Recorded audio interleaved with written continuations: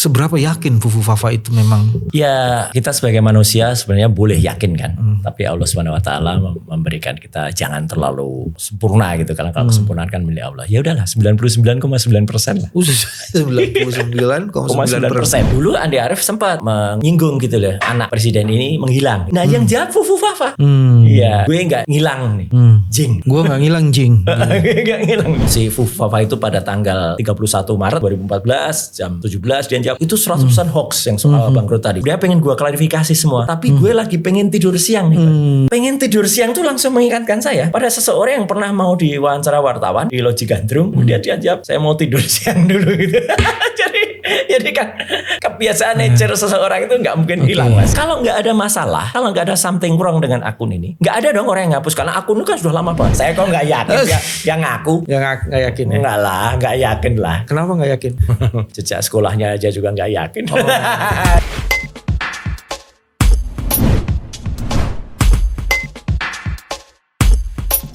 Bismillahirrahmanirrahim. Assalamualaikum warahmatullahi wabarakatuh. Teman-teman, jumpa lagi di channel ini, channel yang ingin terus-menerus menjaga kewaraskan, meninggikan dan meluaskan kewarasan. Alhamdulillah hari ini penjaga kewarasannya adalah orang yang memang punya track record di bidang itu. Mas Roy Suryo, apa kabar Mas? Alhamdulillah baik. Alhamdulillah masih tetap waras. Waras. Teman-teman, kita masih bahas Fufu Fafa. Ya.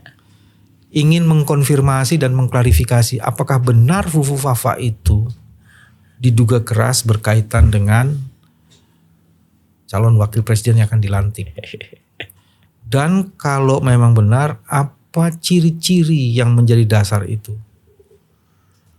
Terus yang ketiga yang juga menarik, sejauh mana dampaknya ini? Karena pemerintahan baru akan berjalan 20 Oktober. Nah, kalau ada situasi yang kritikal seperti ini, bagaimana meminimalisasi potensi itu? Bersama Roy Suryo. Ya, Mas, seberapa yakin Fufu Fafa itu memang? Ya, kita sebagai manusia sebenarnya boleh yakin kan. Tapi Allah Subhanahu wa taala memberikan kita jangan terlalu sempurna gitu, karena kalau kesempurnaan kan milik Allah. Ya udahlah 99,9% lah. 99,9%. Yang 1% itu sisakan kalau ada, misalnya kalau di survei itu kan ada margin of error gitu. Nah, itu 0,1%. 0,1% margin error. Kalau itu memang betul milik orang yang tadi saya sebutkan di awal, bagaimana kita bisa mengkonfirmasi kebenaran itu? Nah, sebenarnya gini, cara mengkonfirmasi kebenaran kalau sebuah jejak digital itu memang ada dua cara ya. Yang pertama, saya scientific secara evidence-nya ya. Ini memang hanya bisa dilakukan oleh memang petugas yang diperbolehkan oleh hukum kita untuk kemungkinan mengambil evidence itu dari server. Dan ini saya katakan dalam berbagai tulisan saya sangat mudah sebenarnya. Karena apa? Karena kepolisian misalnya, atau mungkin kalau KPK, tapi ini bukan ranahnya KPK ya. Tapi kepolisian itu misalnya ngambil tuh yang biasanya itu dari X atau Twitter, kemudian yang biasanya dari Facebook. Itu kan mereka kan harus minta izin dulu karena itu servernya ada di luar.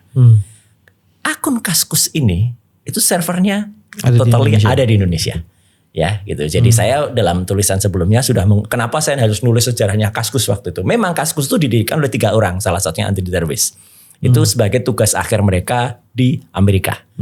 Nah, kemudian dulu sempat domainnya adalah .us, Amerika.us. Nah, kemudian setelah ada virus waktu itu yang menyerang Kaskus, namanya virus berontok, kemudian mereka sempat down, kemudian memindahkan servernya ke Indonesia. Nah, jadi di awal tahun sebelum 2010 mereka sudah pindahkan server itu ke Indonesia. Nah, ketika kemudian peristiwa yang heboh ini cuitannya itu terjadi sesudah itu. Nah, jadi dengan 2014 gitu dan terus 2013. Nah, sehingga saya berani pastikan 100%, kalau ini 100% ya gitu, bahwa semua itu ada di server Kaskus yang ada di Indonesia. Gitu. Nah, dengan demikian mudah banget sebenarnya untuk melihat itu. Cuman karena saya nggak punya kewenangan untuk melakukan itu ke dalam ya, gitu. Maka kita lihat dari yang kedua, pendekatan secara algoritma atau secara pendekatan psikologis technical. Jadi artinya orang itu kan selalu punya kebiasaan, Mas, dan ini nggak bisa diubah dan punya time frame yang kemudian bisa kita selidiki satu persatu. ini yang saya gunakan untuk identifikasi. Yang pertama misalnya, saya lakukan waktu yang artikel pertama saya lakukan pemetaan, ya, jadi saya bedah akun Fufafa itu, dia melakukan hubungan dengan mana saja, sehingga kita dapatkan polanya, linkage-nya kemana aja. Disitulah kita dapat dia misalnya sering masuk ke situs-situs yang ada hubungannya dengan yang seks gitu misalnya. Gitu. Ada, gitu. Iya. Kemudian dia melakukan link ke game gitu. Kemudian lakukan juga akses ke situs-situs yang apa ya, yang agak miring-miring gitu ya. Banyak banget. Maksudnya miring gimana Mas? Yang miring tuh yang miring ke kiri, miring ke kanan. Ya jadinya sebenarnya bagi kita itu apa ya, tabu gitu untuk di akses atau gimana. Ya di akses, karena Kaskus itu kan sebenarnya dulu juga sempat ada kayak hukum tidak tertulis gitu, kayak konvensi di Kaskus gitu. Bahkan sempat juga mereka menutup terhadap akun yang channel yang menjadi perbincangan yang sifatnya sangat dewasa. Nah itu Kaskus dulu ada di situ juga. Si Fufafa itu ada di situ. Yang miring tuh itu? Ya termasuk yang miring-miring kayak gitu. Jadi termasuk perbincangan-perbincangan yang sifatnya kalau dalam bahasa lebih sopannya pornografi. Nah jadi makanya komentar-komentarnya juga agak-agak apa ya, agak-agak porno gitu ya. Gitu. Nah terus setelah channel BB17 waktu itu, Bebas Bicara 17 itu ditutup. Nah kemudian dia masih terbawa itu omongan-omongannya tuh kan sebenarnya bisa kita pola. Ini mungkin lebih kepada ahli psikolog ya, atau psikolog yang bisa menjelaskan bagaimana cara bicara seseorang. Tapi saya melihat bahwa itu pola-pola kata kalimat-kalimat itu kita kumpulkan, dan bahkan dia terhubung dengan akun mana gitu ya. Karena seseorang kalau kemudian punya satu akun di sebuah platform, biasanya Mas, dia juga punya akun lain yang berbeda namanya di platform yang lain. Ya. Nah, di sini ternyata kita menemukan bahwa ada hubungan antara Fufafa ini dengan RKGBN. RKGBN. Ya, gitu. Dan RKGBN ini ternyata juga pernah ada satu hal yang lucu ya waktu itu, dia kehilangan atau lupa passwordnya. Dia nggak bisa login. Oke. Dan itu dia menyebutkan atau dikonfirmasi oleh orang yang sangat dekat dan namanya sangat kita kenal sekarang, @kaisang_p. @kaisang_p ini jelas betul itu adalah Kaisang Pangarep.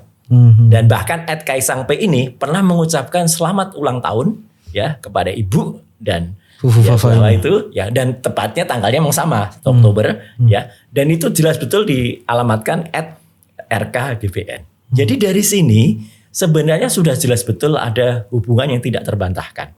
Bahkan dalam satu platform yang lain, lucunya juga sempat juga ngaku dia nama akunnya ini. Mungkin dia kayak atau nggak sengaja atau teledor gitu ya. Lagi ngetik, lagi mau menginformasikan, tapi dia tulis di situ. Sekarang udah dihapus sih itu. Gitu. Tapi sempat di capture sama berbagai teman. Oke, jadi dan ada lagi sebentar Mas ya, supaya ada lagi yang menarik. Ada Fufafa itu sempat menuliskan dia mencari gunting di PIK gitu ya, gunting apa gitu ya. Cara PIK tuh PIK gitu. Yang berarti baru dong itu. Enggak, udah lama. Ini udah lama gitu. Nah, tapi stick gunting itu kemudian 3 jam berikutnya pada tanggal yang sama itu kemudian ditweetkan oleh akun yang sangat kita kenal, yaitu namanya Cili_Pari. Apa itu? Cili_Pari itu nama cateringnya. Cili_. Iya, Cili Pari. Ya, Cili Pari. Itu. Dan kalimatnya, kalau misalnya yang Cili Pari duluan yang nulis, bisa jadi Fufafa ini yang nyontek. Ya kan? Tapi ini Fufafa dulu yang nulis. Baru Cili Pari yang nulis di bawahnya. Tulisannya, cara penulisan GW, cara penulisan apa, itu sama persis sampai tanda tangannya juga sama. Jadi itu bukan kopas, itu kebiasaan orang nulis juga gitu lah. Kayak saya misalnya nulis, kalau misalnya teman-teman pemirsa podcast ini, saya kalau nulis sering dikatakan EYD banget gitu. Karena saya hurufnya rapi, panjang, dan biasanya saya titik komanya pun rapi gitu loh gitu. Nah itu orang ini nulisnya enggak GW ya gue apa gitu apa. Nah jadi dari identitas ini bisa kemudian mendekatkan kita pada ini berarti orang yang identik. Apalagi yang kemudian kemarin kan beberapa hari lalu netizen mengucapkan terima kasih nih pada sahabat saya namanya Andi Arief. Andi Arief yang dulu menjadi oposisi ya. Kalau sekarang kan sudah menyatu mereka. Menjadi oposisi dari rezim yang sekarang ya. Dulu Andi Arief sempat menyinggung gitu loh, anak presiden ini menghilang gitu. Nah, yang jawab Fufu Fafa. Iya, gue nggak ngilang nih. Jing. Gue nggak ngilang Jing. Nggak ngilang nih. Jawab pernyataannya Itu Andi Arief. Andi Arief. Jadi kan ini kan merupakan sebuah hal yang sangat-sangat tidak sangat-sangat tidak mungkin untuk bisa dikatakan ya kalau kita lihat film pengkhianat G30S misalnya, Mas. Itu kan sempat dulu Pak Harto ketika dipanggil oleh Bung Karno di istana kan Pak Harto mengatakan ini ada keterkaitannya dengan TNI Angkatan Udara. Nah, tapi kan TNI Angkatan Udara menolak. Tapi kan senjatanya juga sama, kemudian juga waktu itu dikatakan ini untuk pasukan yang untuk konfrontasi dengan Malaysia. Pak Harto kan juga jawab, memang ini tidak ada hubungannya langsung ya gitu secara resmi, tapi bukan tidak mungkin ada oknum-oknum atau ada keterlibatan tidak langsung. Nah, kalau ini saya mengatakan bahkan sudah sampai pada kesimpulan ini jelas betul hubungannya. Bahkan ada satu ya peristiwa tahun 2014 Mas, yang hari ini juga saya tulis itu di artikel saya, ketika ada seseorang yang itu dia sempat mengatakan kalau ada kebangkrutan yang dialami oleh perusahaannya Pak Jokowi. Ya gitu. Nah, yang jawab Fufu Fafa ini dengan sangat detail sampai menyangkut keluarga atau omnya dia gitu. Jadi keluarga dekat. Dan itu kalau itu seorang admin katakanlah begitu ya, atau pegawai katakanlah itu, dia tidak akan mungkin bisa menjawab dengan sangat detail itu. Jadi ini sudah sangat-sangat mendekatkan kita atau membuat saya mengatakan kalau dalam istilah film G30S tadi ya gitu. Sangat tidak mungkin kalau ini tidak ada kaitannya sama sekali gitu loh gitu. Karena misalnya jawabannya si Fufu Fafa itu pada tanggal 31 Maret 2014 jam 17 dia jawab itu 100% hoax yang soal bangkrut tadi. Sebenarnya pengen gue klarifikasi semua, tapi gue lagi pengen tidur siang nih. Pengen tidur siang tuh langsung mengingatkan saya pada seseorang yang pernah mau diwawancara wartawan di Loji Gandrung, kemudian dia jawab saya mau tidur siang dulu gitu. jadi kan kebiasaan nature seseorang itu nggak mungkin hilang Mas. Gitu. Jadi sebenarnya Fufu Fafa ini sulit ditolak. Ada identik dengan Gibran, ya. Diduga seperti itu, diduga keras seperti itu dengan 3 alasan. Betul. Satu, di dalam Fufu Fafa itu menyimpan banyak informasi yang memetakan pola hubungan dan pola relasi dengan adiknya dengan orang-orang terdekat dari Gibran, gitu ya kira-kira satu itu. Terus kedua, ada bahasa, frasa kata, cara penulisan, jawaban-jawaban yang khas dan unik. Yang mengingatkan kita itu milik seseorang banget. Jadi kalau dia mau menolak agak sulit itu. Agak sulit. Kalau cara menulis seseorang, cara gaya bisa seseorang itu kan pasti terulang Mas. Iya. Dan pola ini juga sudah terus menerus dilakukan. Jadi ini bukan yang sekali. Tapi udah terus menerus sehingga membentuk karakter. Sehingga orang kalau melihat pernyataannya udah dengan mudah menduga ini pasti Fufu Fafa. Iya. Oh pasti ini hubungannya. Dan itu ya mohon maaf, bukan cuman saya yang mengatakan Mas gitu. Kita kan punya mungkin sekarang gak hanya ratusan, ribuan netizen cerdas gitu ya. Yang mereka juga saling membantu ini gitu loh. Dan tidak ada satupun, atau kalau dikatakan minornya itu gak ada, tidak ada satupun yang menolak ini. Mereka bahkan hari ke hari itu memberikan kita kayak memberikan munisi baru gitu ya. Karena ada saja temuan-temuan di saat-saat lagi dihapus loh. Ini kan aneh juga. Kalau gak ada masalah, kalau nggak ada something wrong dengan akun ini, nggak ada dong orang yang ngapus karena akun itu kan sudah lama banget. Hari-hari ada orang yang ngapus itu sebenarnya ini yang sebenarnya sangat mudah sekali kalau penyidik itu memang progresif ya. Jelas betul orang ini memiliki akses terhadap akun ini. Kan tidak mungkin kita menghapus satu postingan seseorang kalau kita nggak ngerti user ID-nya, adminnya, passwordnya. Jadi sebenarnya mudah diketahui kalau sekarang. Oke, saya sebelum masuk ke situ mau bicara soal ini dulu. Apa kan orang boleh punya akun? Iya. Dan dia punya kebebasan untuk menyatakan pendapatnya. Tapi pernyataan mana yang kemudian dikritisi dan itu sebenarnya tak pantas dilakukan? Itu apa sih yang isinya tuh isi-isinya apa aja tuh? Sebenarnya Misalnya. isinya tuh lebih kepada ada 3 hal. Ya. Oke. Yang satu, dia selalu mengkritik, maaf dengan segala hormat saya, kepada presiden terpilih sekarang, Prabowo. Itu bukan most, mungkin sekitar 70% isinya itu. Jadi sangat sering Fufu Fafa ini menyinggung soal, maaf, statusnya Pak Prabowo yang tidak punya pendamping. Kalau kritik kan biasa, boleh dong Mas kritik. Loh boleh, tapi kritiknya itu nggak sopan gitu loh. Itu menghina bukan kritik. Memang ya itu maksud saya.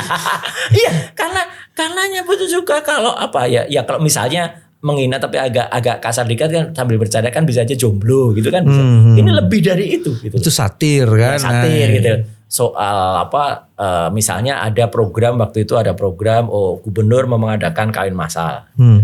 Komentarnya sepele tapi sangat-sangat nyinggung gitu loh. Misalnya dia undang Prabowo.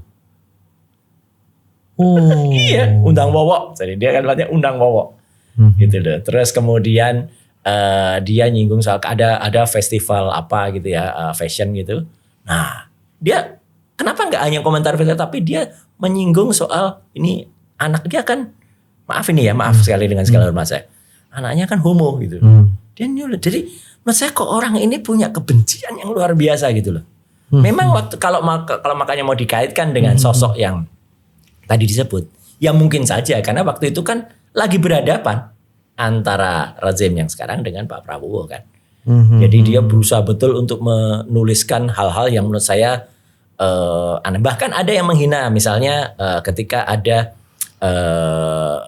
alasan misalnya Pak Prabowo nggak hadir di Tanwir Muhammadiyah. Ya, dia nulis takut disuruh ngaji. Ya ini kan menurut saya simple tapi ya ngapain sih harus nulis-nulis kayak gitu gitu. Kemudian ada beritanya bagus.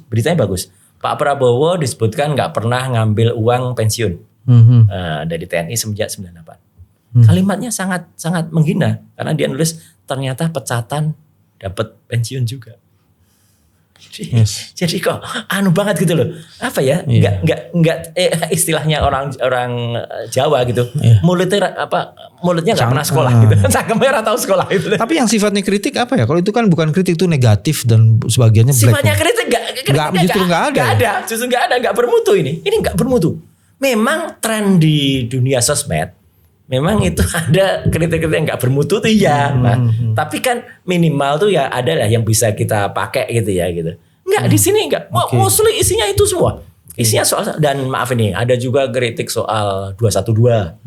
Ya, jadi pokoknya yang gerakan-gerakan agamis itu terlihat betul bahwa Fafa tuh condong tidak ke sana.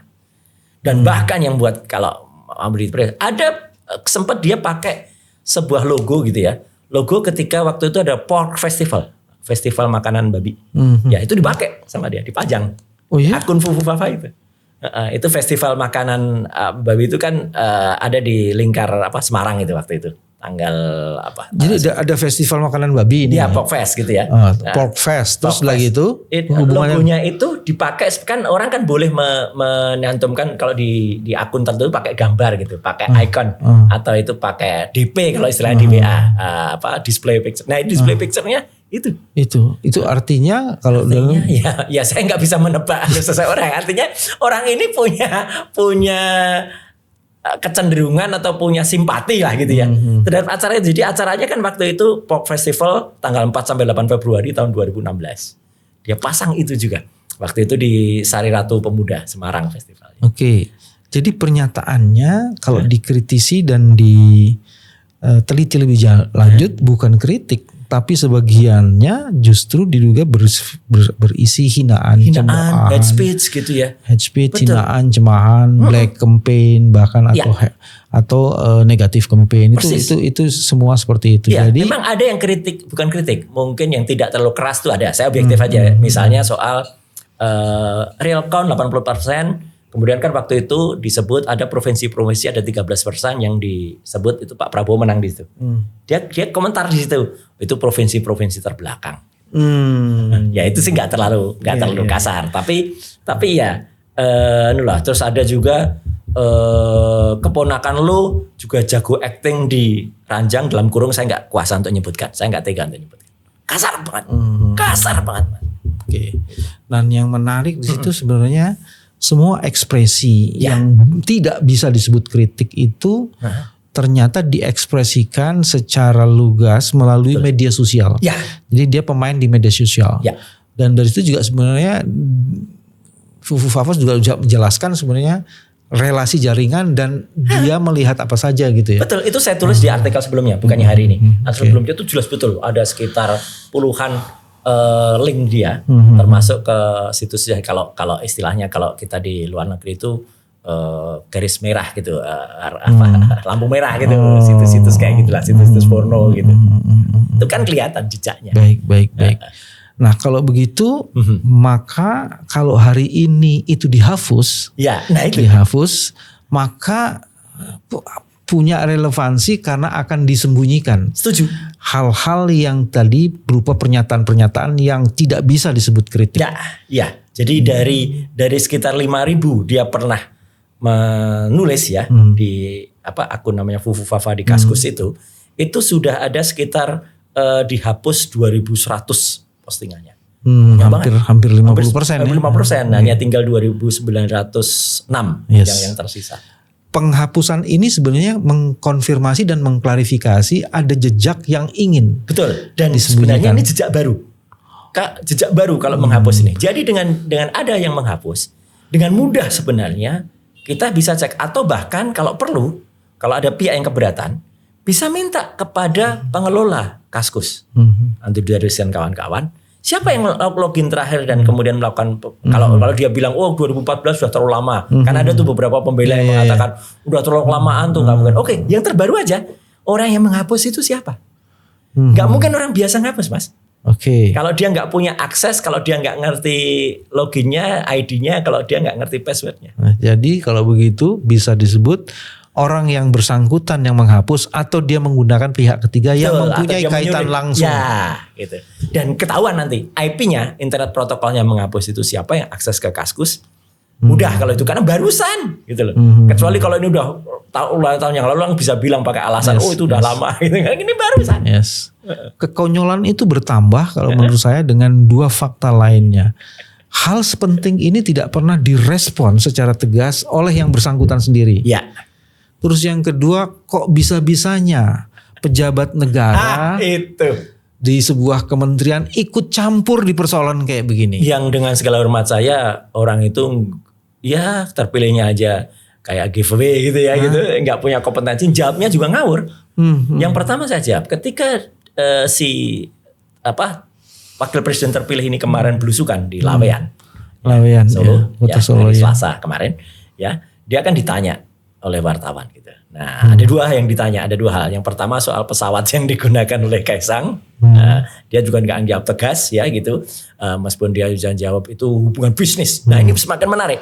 Karena kalau dia jawab bisnis itu makin kena, Mas. Saya bisa bongkar itu gitu loh. Karena kalau dia bilang bisnis berarti nanti melibatkan ada bisnis adiknya itu dengan seorang namanya Gang Ye gitu, pemilik pesawat itu. Dan itu punya bisnis yang ternyata ada kaitan juga dengan presiden yang meresmikan itu. Jadi jelas banget ini kaitannya. Nah, yang kedua dia jawab soal Fufu Fafa ini dengan dia bilang, yo takon aku, takon. Yes. Nah, itu kan sangat dekat sekali kalau saya dalam bahasa tradisional juga mengatakan kacang mongso ninggal ke lanjaran gitu. Jadi artinya buah itu jatuh tidak jauh dari pohonnya gitu kan. Yes. Kan ini mengingatkan kita pada kalimat yang nggak tahu kok tanya saya. Dan itu menjadi khas banget kan. Dan orang tahu bahwa sebenarnya dia tahu gitu. Nah, yang kedua yang menarik tadi Mas Budi sampaikan, yang jawab Menteri Komunikasi dan Informatika kita, Budi Ari. Apa pernyataan langsungnya dari Budi Ari? Mengatakan ini bukan akunnya Gibran. Oke, ketika dia mengatakan itu bukan akunnya Gibran, artinya dia tahu ya.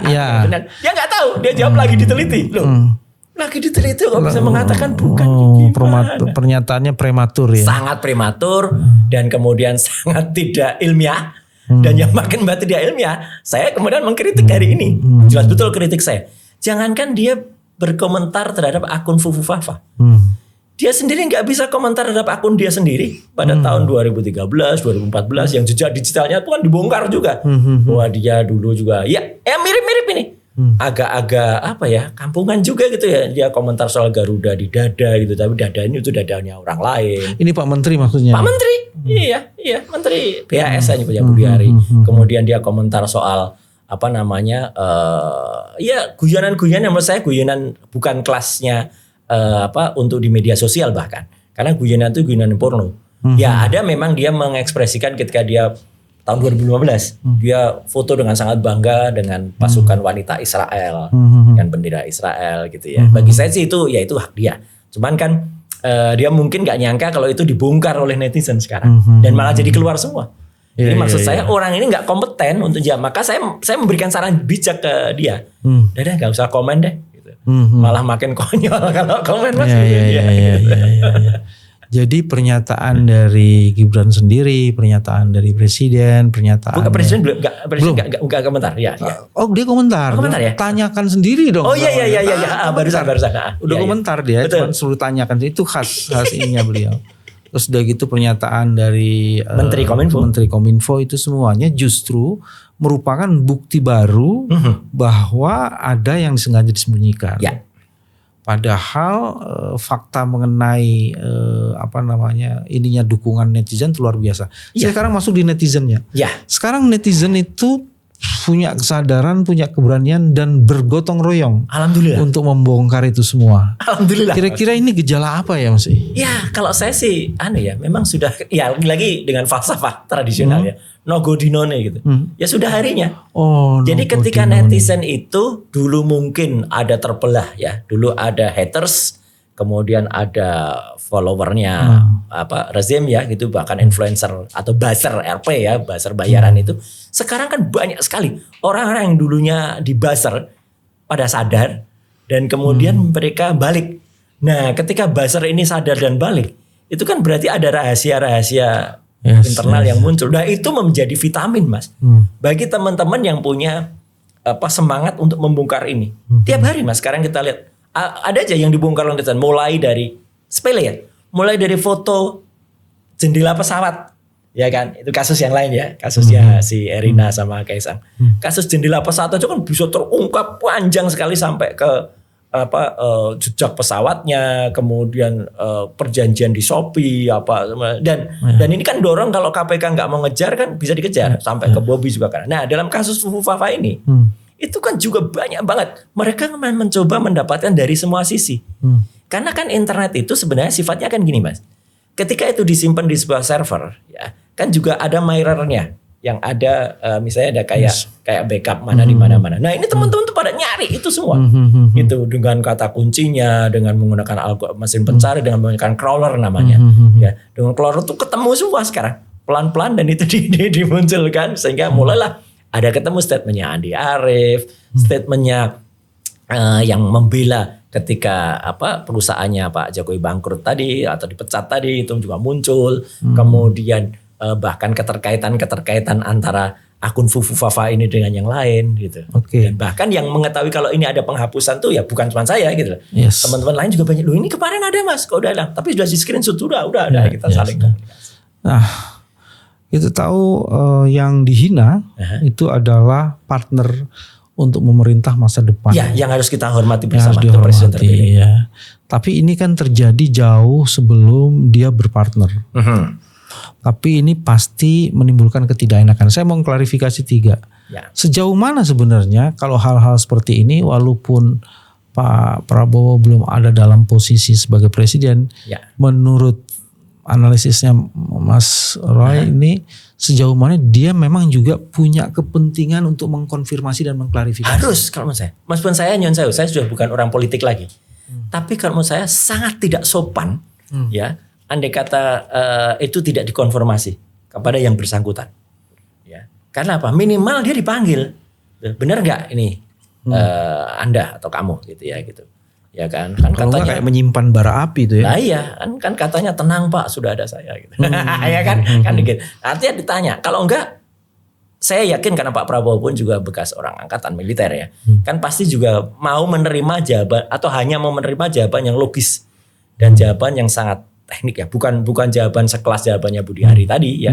Itu kan jawaban yang sangat tidak logis, mengatakan bukan, tapi ketika ditanya nggak tahu, lagi diteliti, terus kemudian ngeles kayak biasanya gitu kan, kayak bajai aja pokoknya ngeles gitu ya. Nah ini enggak, kan harus nah karena apa? Karena pasti tidak nyaman, meskipun itu dilakukan ketika itu misalnya sudah 10 tahun yang lalu ya, atau bahkan mungkin 11 tahun yang lalu, tapi kan bagaimanapun juga sifat itu nggak akan hilang, Mas. Bagaimanapun juga. Karakter yang menetap menjadi sifat yang khas itu sulit sekali dihilangkan. Sulit sekali hilang. Suatu saat pasti akan muncul dan karena apa? Karena itu sudah sangat banyak. Sekitar 5.000 tulisan dan sebagian besar diantaranya ya, saya mengatakan 70% yang dihapus baru sekitar 50%. 70% itu hujatan dan hinaan terhadap beliau ya, terhadap Pak Prabowo. Dan kemudian itu kan aneh gitu kalau kemudian tidak dipertanyakan. Kalau saya makanya saya menghormati betul presiden terpilih ya. Apapun ceritanya kemarin ya gitu, mau nggak mau beliau yang akan memimpin. Itu ya harus menurut saya, karena presiden Indonesia ini sebentar lagi akan memegang jabatan RI 1. Masa presiden, membiarkan ada seseorang yang menyimpan bara api tadi. Dan itu adalah wakilnya dia. Betul. Dari posisinya gitu. Nah, kalau Pak Prabowo itu meminta klarifikasi dan Pak Prabowo kan juga bukan orang bodoh ya. Itulah yang saya pasti dia juga kemudian melakukan konfirmasi melalui sistem yang dia miliki. Dan saya harapkan begitu, Mas. Jadi saya harapkan bukan pasti begitu ya. Kalau Pak Prabowo itu orangnya sangat well prepared tuh. Oh iya. Pasti begitu. Kalau saya bilang pasti begitu gitu. Jadi harus begitu, dan menurut saya Pak Prabowo punya satu tim IT juga. Artinya saya mau netral saja. Biarkan kami ini netral, kami memberikan masukan kepada beliau. Ada ini loh, ada indikasi begini. Dalam tulisan saya kan juga saya sebut yang terakhir bahwa saya sangat tidak yakin kalau ini akan didiamkan. Jadi ini harus diteliti. Karena itu akan berulang lagi. Sifat seseorang itu kan pasti akan berulang lagi nanti. Gitu loh. Dulu saja begitu. Apalagi nanti dia sudah memegang satu posisi tertentu, berbahaya menurut saya. Jadi harus. Tapi yang tadi saya bilang Pak Prabowo juga harusnya punya dengan sengaja mengkonfirmasi melalui jaringan sendiri. Itu kemungkinan akan dilakukan juga sama beliau. Kalau menurut saya harus dilakukan. Harus dilakukan demi marwah beliau, demi kehormatan bang kita juga. Bangsa kan kita tidak rela punya satu presiden yang diolok-olok dengan sangat kasar ya, dikatakan ya kalau jomblo gitu masih mending ya gitu, itu kata-kata lebih kasar di situ ya. Kemudian ada lama enggak apalah gitu kan. Menurut saya sangat tidak pas. Oke. Terus sekarang ada soal PR kita. Ya. Apa yang seharusnya dilakukan untuk meminimalisasi potensi dampak yang berkelanjutan dan makin meluas? Karena kan merugikan tidak hanya orang yang melakukan itu, tapi kita semua itu. Ada usulan strategik yang bisa diajukan? Kalau menurut saya untuk meminimalisasi ya justru tangkap memang asli si Fufafa itu. Siapapun dia ya. Karena selama ini tidak ketahuan, tidak jelas, kemudian malah muter-muter, atau yang saya dengar ya indikasinya terakhir itu kemungkinan akan ada orang yang dikorbankan gitu ya. Mungkin seorang admin yang dikorbankan. Karena mulai Mas. Mulai disebut. Jadi yang saya lihat terakhir itu akun Cili Pari ya, Cili_Pari itu disebut, itu pengelolanya adalah admin. Ada 7 orang. Katanya gitu. Mas, 7 orang, saya sangat yakin kalaupun itu ada 7 orang, itu pun Cili Pari ya, bukan Fufafa. Itu pasti mereka gaya penulisannya beda-beda. Gak mungkin sama. Karena seseorang tuh pasti punya kecenderungan menuliskan tadi frasa yang berbeda-beda. Jadi siapa tahu ada di antara mereka yang mau digor. Tapi kalau akun di Kaskus ya, itu beda dengan akun yang misalnya ada di Twitter, X, atau ada di Facebook ya. Yang itu tidak mudah untuk digandakan akunnya. Akun di Kaskus itu biasanya hanya dipegang satu orang. Iya. Ketat dia. Iya, jadi nggak mungkin. Kalaupun misalnya kemarin saya juga sempat dengar nih ada yang ngeles-ngeles dari si pemilik Kaskus. Ya dulu kan kami tidak begitu detail, orang bisa nulisnya apa. Oke, dulu. Sekarang yang menghapus ini Mas. Ini pintu masuk luar biasa. Karena itu jejak digitalnya barusan hari-hari ini. Paling enggak dalam 3-4 hari terakhir ini. Si penghapus itu pasti login-nya di Kaskus barusan. IP-nya jelas tertangkap. Gak mungkin tidak. Tindakan menghapus adalah tindakan tidak gentleman dan bahkan menyembunyikan Betul. informasi yang sesungguhnya. Ya. Harusnya katakan aja ini bahwa ya saya melakukan, tapi itu dilakukan pada periode di mana saya belum punya kematangan. Saya kok nggak yakin yang ngaku. Nggak yakin ya? Enggak lah, nggak yakin lah gitu. Kenapa nggak yakin? Jejak sekolahnya aja juga nggak yakin. jadi itu pun banyak yang akhirnya diralat-ralat gitu kan. Gitu. Loh ini fakta aja. Ya kan gitu. Artinya kan katanya S2 ternyata hanya matrikulasi lah di sini gitu kan. Ternyata es lilin. Ya makanya. Jadi saya nggak yakin itu. Karena kalau itu berani dia lakukan ya bagus. Tapi kalaupun dilakukan apa ya mungkin. Seseorang mau dia berkatakan dulu saya masih childish atau bukan kekanak-kanaknya, masih anak-anak gitu ya, atau belum mature ya, terbawa pasti sifatnya, karena nggak mungkin seseorang itu, tapi ya bisa jadi ya sifatnya masih kekanak-kanakan, di kantor aja isinya mainan semua kan. Dia ingin mengelola masa mudanya untuk selalu. Ya nggak itu soal lain. Apa peran yang mesti dilakukan oleh netizen untuk terus-menerus memberi kontribusi dan mengungkap kasus ini sampai selengkap-lengkapnya? Apa peran strategis yang mesti? Saya sangat berbahagia. Netizen sekarang sudah bisa kompak ya untuk memunculkan itu. Kan netizen ini kekompakannya kan luar biasa Mas. Bukan hanya ini loh. Kemarin ketika ada demo yang sangat bagus melibatkan semua aspek masyarakat, Mas juga turun juga waktu itu kan kelihatan banget kalau netizen tuh awalnya kan mengingatkan kita dengan itu alarm peringatan itu, dan itu saya juga support gambar-gambar lama gitu kan gitu sehingga Indonesia darurat. Indonesia darurat itu kan mengingatkan kita pada bersatunya dua dunia. Saya menyebutnya manunggaling kalih jagat. Dua jagat maya dan jagat nyata. Nah ini sudah berlangsung terus sekarang. Jadi netizen sekarang itu lagi kompak betul di dunia maya untuk mengungkap jejak-jejak digital. Ya mohon maaf bukan hanya dia, tapi bahkan jejak-jejak digital presiden sekarang. Ya, bukan presiden terpilih ya, presiden sekarang. Bahkan sampai masa nama lalunya juga sekarang disebut ya gitu. Jadi orang malah bukan pakai tedeng aling-aling lagi sekarang ya. Muncul semua fakta-fakta yang dulu ditutup-tutup. Muncul akibat apa? Akibat juga banyak orang-orang dalam dulunya, ordal-ordal yang dulunya ada di dalam balik kan. Ya kan. Jadi misalnya teman kita ada orang yang suka melakukan stand up comedy yang terkenal ya, Mas Panji itu kan dulu juga di pihak sono.